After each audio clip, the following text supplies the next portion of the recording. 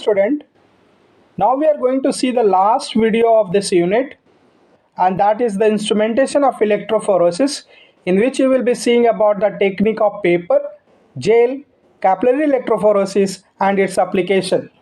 So we'll start with the zone electrophoresis. In zone electrophoresis, we have classified all these three categories: capillary electrophoresis, paper electrophoresis and gel electrophoresis. So let us see about the capillary electrophoresis. In capillary electrophoresis, what we use is a thin bore tube, and in this the separation is happening in the presence of electric field applied. Based upon their charge mass ratio, the cations and anions migrate to the respective electrodes, and then it gets separated and collected. So let us see how does it works out. A capillary of a narrow bore tube is employed to separate the sample based on their charge and size ratio. Capillary electrophoresis, noted by CE, is a relatively new separation technique compared to the traditional techniques such as agarose gel electrophoresis or SDS page. It provides very attractive features which make it both competitive and good alternative. One of the major advantage of capillary electrophoresis over the other separation technique is ability to separate both charged and non-charged molecule. What happens? The charge molecule migrates towards the respective electrode. If it is positively charged, it will move towards the negative electrode, and if it is negatively charged, it will move towards the positive electrode, and if it is neutral, they don't migrate and they stay there. In capillary electrophoresis, the separation of analyte is performed in an electrolyte solution and present in a narrow fused silica capillary. So let us see here, there is a diagrammatic system shown which is connected by a capillary, and there is a orange color shows a detectors.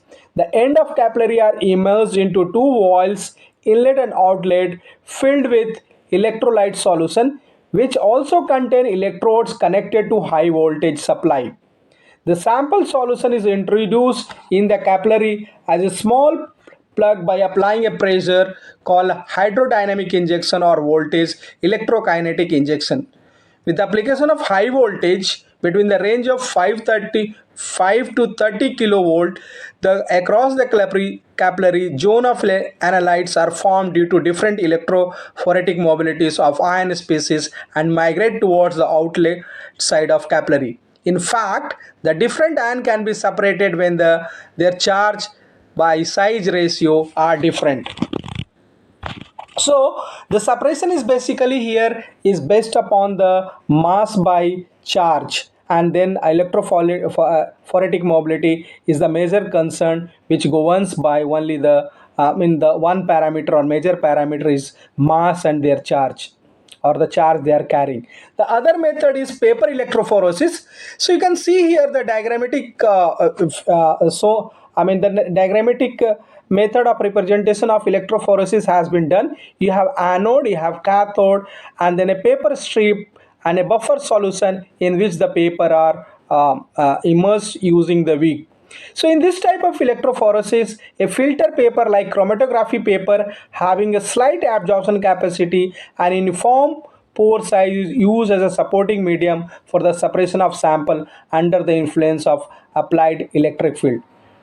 While carrying out the paper electrophoresis, a strip of paper is moistened with buffer, and the end of the strip are immersed into the buffer reservoir containing the electrodes. The sample are spotted onto the center of paper, high voltage is applied, and the spots migrates to their charge respectively. After the electrophoresis, the separated component can be detected by variety of staining technique depending upon the chemical identity. So it can be the after the separation, they could be identified by the different method. In spite, if you know that what is the sample which you are separating, you can treat accordingly to the separated sample. So here also the migration of the sample which are separated take place depending upon their mass and the charge. The other parameter, the electric field and the current supplied, and then the the pH and temperature is almost equivalent for all the species, and although they may control the migration, but majority and the major factor is mass and charge. The application of paper chromatography is mainly for diagnostic purpose is carried out in paper electrophoresis. Muscle proteins such as myosin, egg proteins such as albumin, milk protein casein, and snake and insects venom have been satisfactorily analyzed using paper electrophoresis. The biggest disadvantage of paper electrophoresis is that it takes a lot of time, and around 14 to 16 hours is needed for the process to complete. And then we have a modified paper electrophoresis. In this cellulose acetate this is called cellulose acetate electrophoresis. It is modified version of paper electrophoresis developed by Kohn in 1958. In this type of electrophoresis, bacteriological acetate membrane filters are taken in place of regular chromatography paper. The following are the advantage of cellulose state strip over a chromatography papers. It is chemically pure, free of lignin, hemicellulose, generally act as a barrier in the free movement of large molecule. Due to low content of glucose, cellulose state strips are suitable for electrophoresis of uh, polysaccharides. It is not hydrophilic, and this holds very little buffer, which further help in the better resolution in shorter span of time. So the modified paper electrophoresis using the cellulose state electrophoresis is more helpful as compared to the old method of paper electrophoresis. The next one we have is a gel electrophoresis.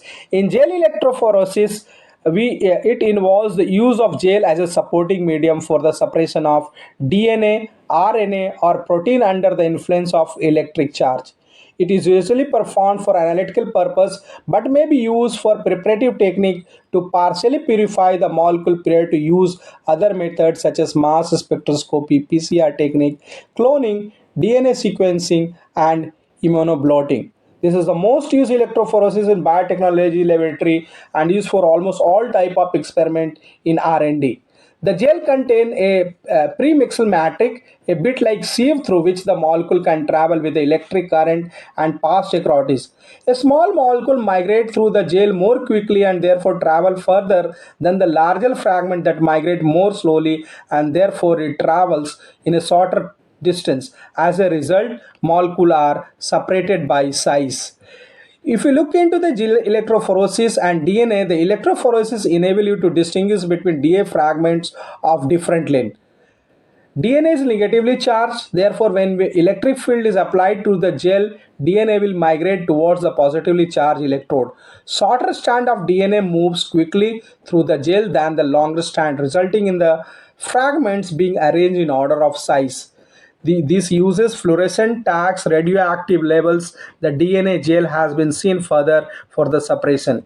A DNA marker with fragments of known length is usually run through the gel at the same time as the sample. By comparing the bands of DNA sample with those who have DNA marker, you can work out in the approximate length of the DNA fragment in the sample. So look at here, how do we prepare the gel? The agarose gel are typically used to visualize fragment of DNA. The concentration of agarose gel used to make the gel depend upon the size of DNA fragments which you are working on. Higher the agarose concentration, denser the matrix, and vice versa. Smaller fragment of DNA are separated on higher concentration of agarose, while the large molecule are require a low concentration of agarose. So this is how the gel electrophoresis works, and the principle is when a potential difference is applied across the electrode of horizontal electrophoretic tank containing agarose gel and biomolecules such as nucleic acid are loaded, then they get separated according to the molecular size. Bigger the molecule have a more molecular size, and the smaller the molecule have a small molecular size to move to their respective electrode. Here, the agarose gel act as a sieve. As in a sieve, the large particles stay above, and the particles which are smaller than the pore size pass through it. Similarly, in gel, the larger and bulky molecules stay behind, whereas the smaller molecule move faster and quickly towards their respective electrode. This process may be imagined like a running a competition. Then the one who is thinner and a flexible body will be at the end point sooner than the one which has fat and the bulky. So let us see about the application of agarose gel electrophoresis. It is used for the separation of restriction enzyme, digested DNA including genomic DNA prior to southern blot transfer. It is often used as a separating RNA prior to northern blot transfer. Analysis of PCR product after the polymerase chain reaction, assess for target DNA amplification, allow the rough estimation of DNA quantity and qualitative. Quantity is assessed through a lambda DNA ladder which contains a specific amount of DNA in a different band, and the quantity of DNA is assessed by observing the absence of a streak of or fragment containing DNA bands. Other techniques rely on the agarose gel electrophoresis for DNA separation, including DNA fingerprints. So when we have seen about the different type of method to do the separation under electrophoresis, I can understand they are classified based on the supporting system. So paper electrophoresis has a paper, gel electrophoresis as supporting as a gel, and in capillary electrophoresis you uses capillary. So these are the discussion about the different supporting medium which is used in electrophoresis. With this we come to the end of this unit, and the question and the objectives are attached along with this video. So try to solve it and post the comments regarding the question and the material supplied.